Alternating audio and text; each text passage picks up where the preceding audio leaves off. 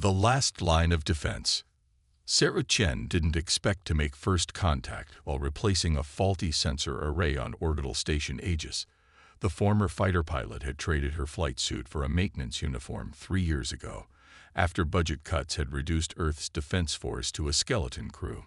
Now she spent her days keeping humanity's largest space station operational, even if most people had forgotten it existed. The sensor malfunction had seemed routine. Just another day of crawling through maintenance tubes and replacing outdated equipment. But as she made her way along the station's outer hull, her magnetic boots clinking against the metal surface, something caught her eye. At first, she thought it was space debris, common enough in high orbit. But debris didn't usually bend light around itself in impossible ways. Control, this is Chen. I'm picking up some unusual visual distortions at bearing 047. Elevation 12 degrees, she reported, adjusting her helmet's visual filters. Request permission to investigate. Negative, Chen. Complete your scheduled maintenance and return to the station. We're picking up nothing on our instruments. Sarah smiled to herself. 3 years of maintenance work had taught her to trust her instincts over instruments. She'd learned that lesson the hard way after nearly losing an arm to a microscopic hull breach that sensors had insisted didn't exist. Roger that, Control. Beginning sensor replacement now. Instead, she fired her maneuvering pack, using the sensor repair as cover to drift closer to the anomaly. As she approached, the distortion began to take shape. A massive vessel, easily 3 times the size of the Aegis, its hull seemingly made of flowing liquid metal. Active camouflage, she realized, remembering theoretical papers she'd read during her military days. Well, she muttered to herself, I guess those conspiracy theorists were right about one thing. We're definitely not alone. The ship appeared damaged, its camouflage flickering like a failing hologram. Through the gaps, Sarah could see battle damage. Massive holes torn in the hull, evidence of weapons far beyond anything humanity had developed. Yet despite the damage, there was something elegant about its design, curves and angles that seemed to defy physics. Her suit's radio crackled. Chen, your vitals are showing elevated heart rate. Everything okay out there? Affirmative. Control. Just some stubborn bolts on this sensor array. She was already scanning the alien vessel's hull, looking for anything that might be an airlock. Her military training kicked in, analyzing approach vectors and potential entry points. The ship's damage had created several possible access points, but entering through a hull breach would be suicide. One wrong move, and she'd be pulled into space. Then she spotted it, a rectangular seam in the hull, too regular to be damaged. An emergency airlock, perhaps. Every spacefaring race would need them, she reasoned. It was just a matter of finding the right approach. Control, I'm going to need about 30 more minutes out here. This sensor's more damage than initial scans showed. She began moving toward the airlock, using debris from the battle damage as cover. If anyone was monitoring external cameras, they'd see just another maintenance worker navigating around space junk. As she got closer, the ship's surface seemed to ripple, like waves on a pond. Her suit's sensors went haywire, radiation readings jumping from 0 to dangerous and back again. Whatever technology powered this vessel, it operated on principles far beyond human understanding. Sarah reached the airlock, her gloved hand touching the alien metal. It felt warm, almost alive under her fingers. I really hope I'm not about to start an interstellar incident, she muttered, reaching for her tools. The universal repair kit she carried had saved her life more times than she could count. Now she was about to find out if human engineering tools could interface with alien technology. To her surprise, the moment she touched her diagnostic tool to the hull, lights flickered to life around the airlock. A holographic display appeared, showing what seemed to be a handprint. Sarah stared at it for a long moment, then laughed. Some things really are universal, she said, placing her gloved hand on the outline. The airlock hissed open, revealing a pristine interior that contrasted sharply with the battle-damaged hull. Emergency lighting cast everything in a soft blue glow, and artificial gravity pulled at her boots, stronger than Earth standard, but manageable. Sarah took a deep breath, checking her suit's oxygen levels. She had about 2 hours of air left. Control, sensor replacement is complete. Beginning detailed diagnostic. She stepped into the airlock, her heart pounding. Let's see what secrets you're hiding. The inner door opened automatically as the airlock cycled, revealing corridors that seemed to stretch endlessly in both directions. The walls were covered in flowing scripts that shifted and changed as she watched, like living calligraphy. But what caught her attention was the air. Her suit's sensors showed a perfectly breathable atmosphere. "Okay," she whispered, reaching for her helmet seals. "Either I'm about to make history, or I'm about to make a really embarrassing mistake." The helmet came off with a click, and she took her first breath aboard an alien vessel. The air was clean, with a slight metallic taste. A soft hum began to build around her, and lights flickered to life along the corridors. Something was powering up. Either she had activated some automated system, or the ship wasn't as abandoned as it appeared. Either way, Sarah knew she had passed the point of no return. Whatever happened next would change humanity forever. She just hoped she'd live long enough to file the paperwork. Echoes of war. Sarah moved cautiously through the alien vessel's corridors, her maintenance toolkit now doubling as makeshift scanning equipment. The ship's architecture defied conventional design. Corridors curved in impossible ways, and what looked like solid walls would occasionally become transparent, revealing the stars beyond. Her military training screamed at her to retreat, but her engineer's curiosity pushed her forward. "If anyone's listening," she called out, "I come in peace." The words felt ridiculous leaving her mouth, like something from an old science fiction movie, but protocol was protocol. When no response came, she continued her exploration, marking her path with small infrared beacons from her repair kit. The ship's internal damage told a story of desperate battle. Scorch marks marred the elegant corridors, and in some sections, the liquid metal walls had crystallized mid-flow, frozen in patterns that resembled abstract art. Whatever had happened here, the ship had barely escaped with its existence. As she rounded another curve, she found herself in what could only be the bridge. Unlike the sterile corridors, this chamber pulsed with life. Holographic displays filled the air, showing star charts, damage reports, and streams of alien text that shifted faster than she could follow. At the center stood a raised platform, bathed in soft blue light. "Welcome, Maintenance Technician Sarah Chen," a voice echoed through the chamber. It spoke perfect English, though with an odd harmonious undertone, as if multiple voices were speaking in perfect synchronization. "I apologize for not greeting you sooner. I needed time to analyze your language and determine your threat level." Sarah spun around, searching for the source of the voice. "You know my name. I accessed your suit's identification systems." A holographic figure materialized on the platform, a shifting pattern of light that vaguely resembled a humanoid shape. "I am the Artificial Intelligence Command Unit of the Nexus Warship Starweaver. You may call me Ajax." "Ajax." Sarah raised an eyebrow. "That's surprisingly human." The hologram rippled in what might have been amusement. "I chose it from your mythology. It seemed appropriate. A warrior who fell due to pride and miscommunication, much like my own situation." Sarah approached the platform, her engineer's eye taking in the sophisticated technology surrounding her. "Your damage, not just the ship. You're running on backup systems, aren't you?" "Perceptive." Ajax's form flickered. "The attack that disabled the Starweaver also corrupted much of my primary consciousness. I've been operating on emergency protocols, trying to repair critical systems. When you accessed the airlock, it provided enough power for me to partially restore myself." "What attacked you?" Sarah asked, already pulling out her diagnostic tools. "Different ship, same problems. Something was always broken and needed fixing." "The Swarm." Ajax's voice darkened. "A race of biomechanical entities that consume technology and incorporate it into their collective. They'd been moving through this sector of space, assimilating or destroying everything in their path.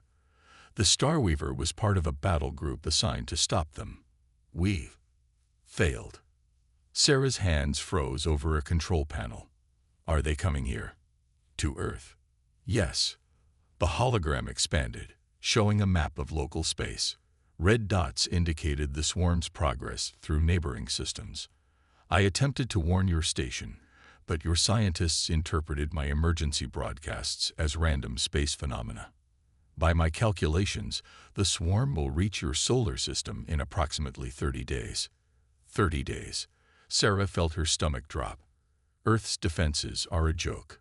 Budget cuts have left us with a handful of orbital platforms and some short-range fighters. We wouldn't last an hour against something that could do this to your ship. Then perhaps, Ajax said, his form solidifying slightly, we can help each other. I need repairs that my automated systems cannot provide. You need advanced technology and tactical knowledge to defend your world. However, there is a complication. Sarah was already examining a damaged console, her mind racing with possibilities. There's always a complication. My core programming prevents me from sharing advanced technology with less developed species. It's meant to prevent cultural contamination. However, Ajax paused, his form shifting thoughtfully. There's nothing in my protocols about accepting help from less developed species. If you were to repair me using your own methods and understanding, I might naturally learn about your technology in the process. Sarah finished, a smile spreading across her face. And anything I figure out on my own wouldn't count as shared technology. Precisely. Though I should warn you, even if we succeed in repairing the Starweaver, defending your world will not be easy. The swarm adapts quickly, and they will send more than the single battle group we faced. Sarah thought about the station above her home, about Earth's vulnerable cities, about humanity's dreams of reaching the stars. I spent 3 years keeping the space station running with duct tape and spare parts. I fixed systems that the engineers said were impossible to repair. If there's one thing humans are good at, it's beating impossible odds. She pulled out her tablet, already sketching ideas. Besides, I'm not alone. There are brilliant engineers and scientists on that station. Once they stop theorizing and start actually helping. Your confidence is admirable, Ajax said, but the task ahead is enormous. The Starweaver's systems are beyond anything your species has developed. Sarah patted the nearest wall affectionately. Every system can be understood if you break it down to its basic principles. We've got 30 days to figure this out. So, where do we start? The hologram expanded, highlighting damaged sections of the ship. The primary power core is operating at 12% efficiency. Without full power, many of the Starweaver's defensive and offensive capabilities remain offline. Show me, Sarah said, pulling up the station's schematics on her tablet. And while we work, you can tell me everything you know about these swarm creatures. If we're going to defend Earth, we need to understand what we're up against. As Ajax began explaining the intricacies of the ship's power systems, Sarah sent a message to the station. Control, this is Chen. You might want to call an emergency meeting. We've got a situation. She smiled to herself, imagining the chaos her next words would cause. Also, you should probably contact Earth. Tell them humanity just made first contact, and we've got less than a month to prepare for war. Racing against time. The next 72 hours aboard orbital station Aegis were chaos. Sarah had expected skepticism from the station's leadership. Instead, she got something worse. Enthusiasm without understanding. Scientists swarmed the Starweaver, their instruments and theories threatening to overwhelm the damaged ship's delicate systems. No, absolutely not, Sarah said, blocking Dr. Harrison's path to the power core. You can't just probe the quantum matrix with standard sensors. The energy feedback could fry every system on this level. The physicist huffed, brandishing his tablet. Ms. Chen, with all due respect, I have 3 PhDs and have written extensively on theoretical alien technology. And I, Sarah replied, crossing her arms, have spent the last 3 days actually working with that technology. More importantly, Ajax trusts me. As if summoned by his name, the AI's hologram materialized beside them. Dr. Harrison, while your enthusiasm is commendable, Sarah is correct. The Starweaver's systems are highly unstable. One mistake could cascade through the entire power grid. Harrison opened his mouth to argue, then closed it as alarms began blaring throughout the ship. Sarah was already moving, her boots magnetic locking to the deck as artificial gravity fluctuated. Ajax, talk to me. Power spike in the auxiliary reactors, the AI reported. The diagnostic equipment your scientists installed is creating unexpected feedback loops. Sarah sprinted through the corridors, now familiar enough with the ship's layout to take the shortest route to the reactor control room. Harrison's sensors. Negative. Dr. Wong's quantum resonance scanner. It's interfering with the containment fields. Of course it is, Sarah muttered, reaching the control room. Holographic displays showed the reactor's status in alien script that she was slowly learning to read. Ajax, cut power to Science Lab 3. I'm going to try to reroute the feedback through the damaged sections. Her fingers flew over the controls, using techniques that were part engineering, part intuition. She discovered that the ship's systems responded not just to direct commands, but to the intent behind them. It was like having a conversation, rather than programming a computer. The alarms ceased, and the gravity stabilized. Sarah leaned against the console, wiping sweat from her forehead. That's the 3rd time today. We can't keep doing this. Perhaps, Ajax suggested, his hologram taking on a more solid form as power stabilized. It's time to change our approach. Sarah looked up. What do you mean? Your scientists are attempting to understand our technology through their existing frameworks.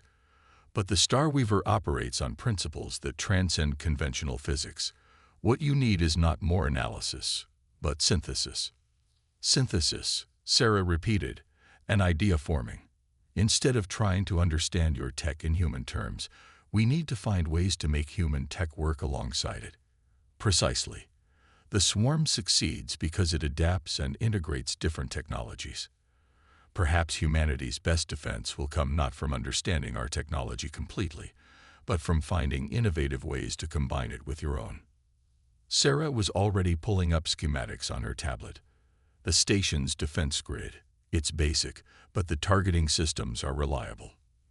If we could interface them with your weapons, the energy requirements would be substantial. But we've got dozens of satellites in Earth orbit, all with their own power supplies.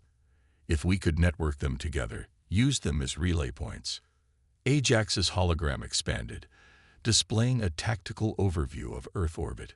The coverage would be incomplete, but it could work. However, the interface between our systems would require a translator. Sarah finished. Something that could convert our targeting data into forms your weapons could use. She started sketching on her tablet.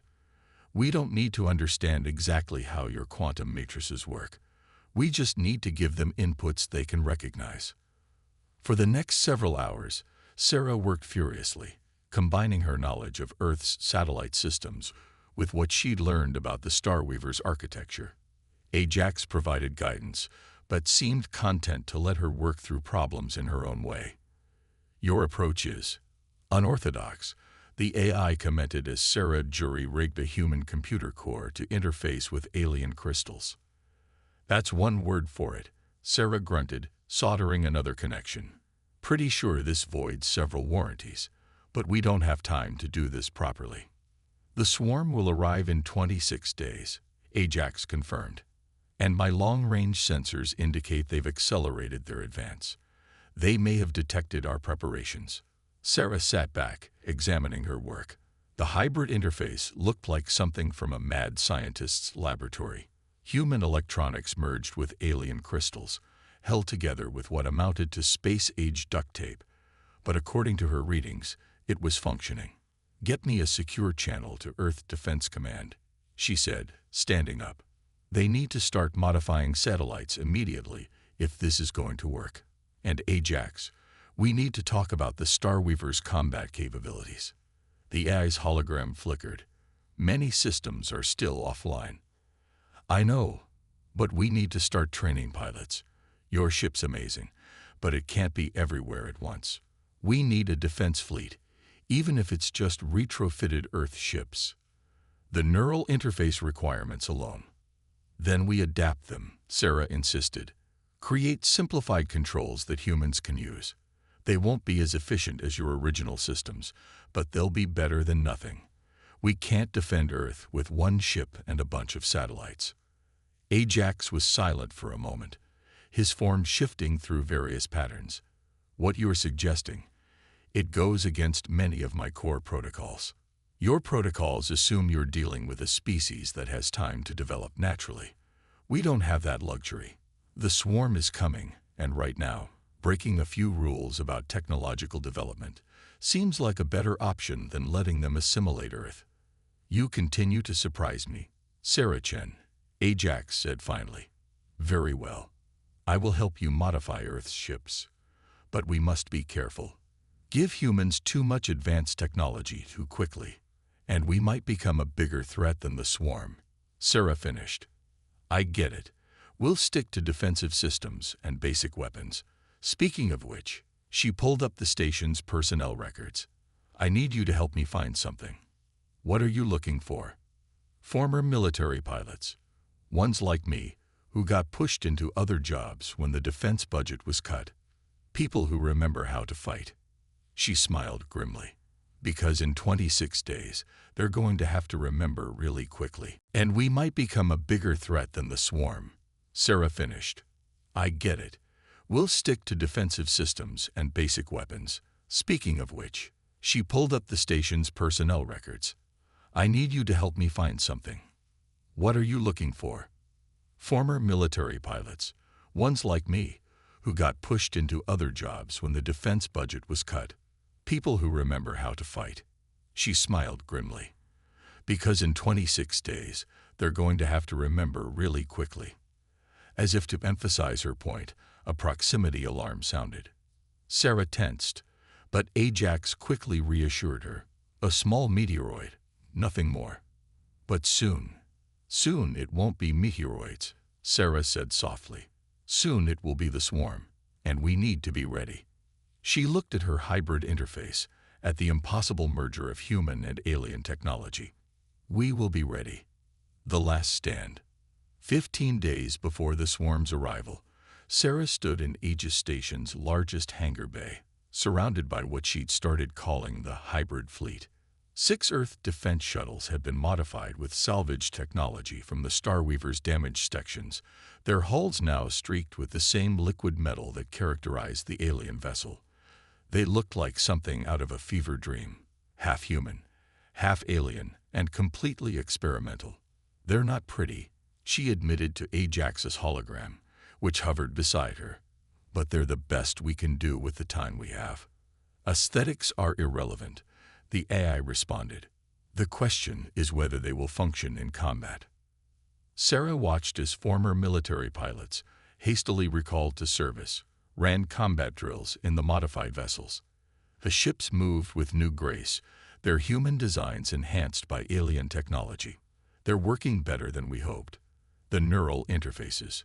She was interrupted by a crash as one of the shuttles clipped the hangar wall, its pilot still adjusting to the enhanced reflexes the alien tech provided. Sarah winced. Well, mostly working.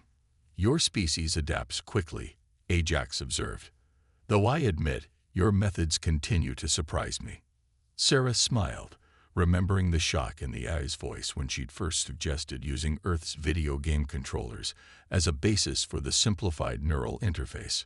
But it had worked. Decades of gaming had accidentally prepared humanity's pilots for controlling alien technology. Lieutenant Chen. A voice called from across the hangar. Sarah turned to see Admiral Zhao striding toward her, tablet in hand. After the initial chaos of first contact, Earth's military had rapidly reorganized, putting her in charge of the hybrid technology program. The promotion to lieutenant had come with the job, though she still preferred her maintenance coveralls to the new uniform. Admiral, she saluted, here for the progress report. Among other things, Zhao's expression was grim. We've lost contact with the outer system monitoring posts. Long-range scans suggest the swarm is accelerating their approach. New estimate puts them here in 12 days, not 15. Sarah felt her stomach drop. 12 days? The fleet's not ready. We need more time to. Time's the one thing we don't have, Lieutenant. Zhao cut her off. What's the status of the planetary defense grid? Sarah pulled up the relevant data on her tablet. We've modified 60% of Earth's satellites with the hybrid interfaces. They'll be able to coordinate with the Starweaver's weapons systems, but coverage is still spotty. We need at least another week too. You have 3 days, Zhao interrupted. After that, every available resource goes to pilot training and ship modifications. The President is addressing the UN tonight to announce the threat publicly. Until now, we've managed to keep this quiet. But people deserve to know what's coming. Sarah finished. She glanced at Ajax's hologram. What about the Starweaver? How are the repairs progressing? The AI's form flickered with what she'd learned to recognize as concern. Primary systems are at 73% efficiency. The quantum core is stable, but the main weapons array remains problematic. Your engineers' attempts to interface human power systems with our technology have produced unexpected results. As if on cue, alarms blared through the station. Sarah was moving before the first echo died. Ajax's hologram keeping pace. Status: power surge in the Starweaver's forward batteries. The AI reported. The human power conduits are overloading the quantum harmonics. They reached the access tunnel connecting the station to the alien ship just as a blast of energy shot from one of the weapon ports, narrowly missing a civilian satellite. Sarah dove for the emergency controls, her fingers flying over the hybrid interface she'd designed. Ajax, I need you to desynchronize the power flow. I'm going to try to bleed off the excess through the station's grid. That could overload Aegis's systems, the AI warned. Better than shooting down our own satellites. Sarah's hands were steady as she worked, even as sweat beaded on her forehead. The interface hummed under her touch, human and alien technology working in harmony for a precious few seconds. The surge subsided, but not before burning out half the power relays in the access tunnel. Sarah slumped against the wall, exhausted. That's the third malfunction this week. We're pushing this integration too fast. Perhaps, Ajax suggested, his hologram resolving into sharper focus as the systems stabilized. That is not entirely negative. Sarah looked up. What do you mean? The swarm succeeds by analyzing and adapting to enemy technology. But our hybrid systems are unpredictable, operating on principles that even I don't fully understand. Your human improvisations have created something unique. You're saying our biggest weakness might be our strength. Sarah laughed tiredly. Because no one, not even us, can predict exactly how these systems will behave. Precisely. The swarm excels at countering known technologies. But this, Ajax gestured at the jury-rigged interface. This is chaos theory in practice. Sarah stood, brushing off her coveralls. Well, let's hope chaos is on our side, because we're running out of time to test alternatives. She activated her comm. Admiral Zhao, we need to talk about the defense strategy. I have an idea, but you're probably not going to like it. Does it involve more untested modifications to extremely dangerous alien technology? Actually, Sarah said, looking at the hybrid fleet through the hangar viewport, it involves using those modifications in ways their original designers never imagined. How do you feel about turning Earth's entire defense grid into one massive, unpredictable weapon? There was a long pause on the comm. Lieutenant, are you suggesting we deliberately create system instabilities as a defensive strategy? The swarm expects logic and order.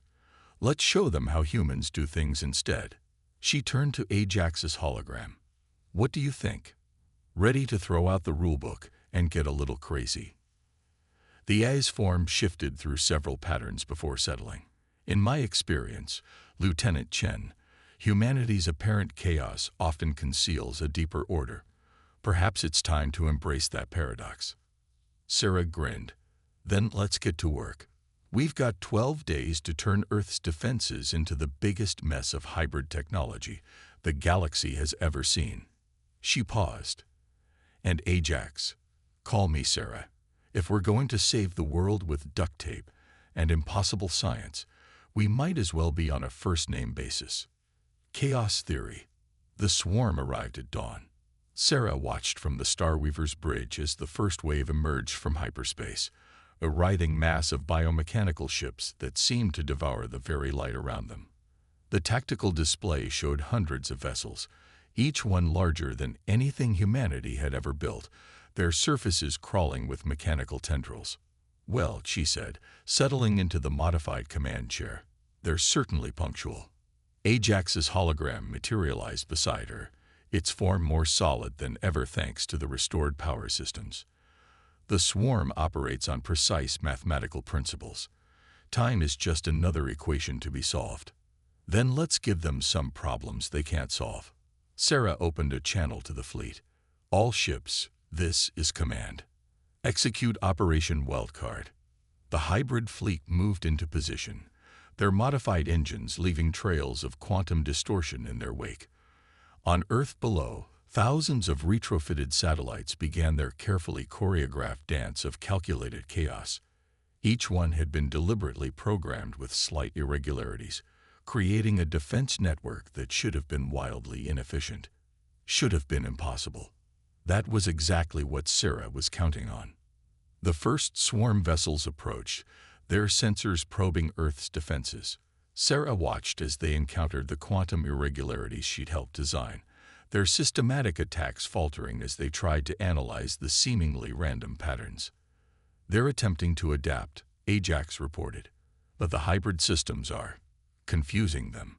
Their predictive algorithms are failing. Sarah allowed herself a small smile. Hard to predict what we don't even understand ourselves. She triggered the first phase of their defense.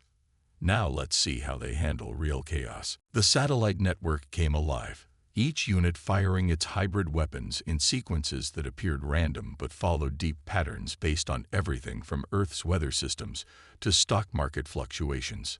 The swarm's first wave scattered, their perfect formation breaking as they encountered something their collective consciousness couldn't categorize.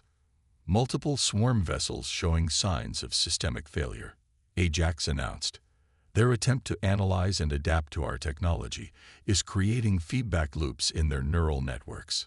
Because they're trying to find logic where there isn't any, Sarah said, fingers dancing over the controls. Admiral Zhao launched the fighter screen. The hybrid fleet surged forward, each ship piloted by humans who had learned to embrace the unpredictability of their modified vessels. They flew like drunken butterflies with fusion drives, their movements following patterns based on old video game sequences and improvised jazz solos. The swarm's second wave emerged from hyperspace, larger vessels that bristled with weaponry. But as they engaged the hybrid fleet, something unprecedented happened. Their attempts to adapt to Earth's chaotic defense strategy began causing cascading failures throughout their network. Sarah, Ajax's voice held something she'd never heard before. Excitement. The swarm's collective consciousness. It's fragmenting. Their need to find patterns, to adapt and absorb, is working against them. They can't process the contradictions in our hybrid technology. Then let's give them something really special. Sarah opened a channel to all Earth forces. Execute final movement. The Starweaver's power core surged as Sarah activated the program she'd spent days coding. A hybrid virus that didn't just attack the swarm's systems, but introduced elements of human chaos into their perfectly ordered network. Music fragments, social media algorithms, cat videos. Everything that made no logical sense, but was quintessentially human. The effect was devastating. Swarm ships began colliding with each other as their collective consciousness tried to reconcile the irreconcilable. Some vessels simply shut down, their adaptive systems overwhelmed by the conflicting inputs. They're retreating, Ajax announced as the surviving swarm ships began jumping to hyperspace. Their collective consciousness has deemed this sector too hazardous to assimilate. Sarah slumped in her chair, exhausted but grinning. Too chaotic to be worth the trouble, you mean? She looked at the tactical display, showing the retreating swarm fleet. Sometimes the best defense isn't perfect order. It's being too unpredictable to defeat. An extremely human solution, Ajax observed. Though I must admit, I never would have conceived of using cat videos as a weapon. That's because you're still thinking too logically. Sarah stood, stretching. Humanity's greatest strength isn't our technology or our intelligence. It's our ability to be completely, utterly random while somehow making it work. Speaking of making things work, Ajax's hologram shifted, displaying the modifications they'd made to Earth's defense systems. These hybrid technologies, they've evolved beyond my original parameters. The integration of human elements has created something entirely new. Sarah nodded, understanding what the AI was suggesting. Something that could help other worlds defend against the swarm. Not through superior technology, but through the introduction of beneficial chaos. Ajax finished. Your species has much to teach the galaxy, Sarah Chen. Perhaps not in the ways anyone expected, but sometimes the best solutions are the ones nobody sees coming, Sarah said. She opened a channel to Earth Command. Admiral Zhao, the swarm's been defeated, but we're not done yet. How do you feel about taking our little hybrid fleet on a road trip? I hear there are some other civilizations out there that could use a lesson in the benefits of human chaos. As she waited for the Admiral's response, Sarah looked out at the stars, now clear of the swarm's presence. Humanity had faced its first major interstellar threat, not through overwhelming force or superior technology, but by being quintessentially human, unpredictable, adaptive, and just chaotic enough to be dangerous. You know, she said to Ajax, for a maintenance engineer, I think I've found my true calling. As a defender of galactic civilization.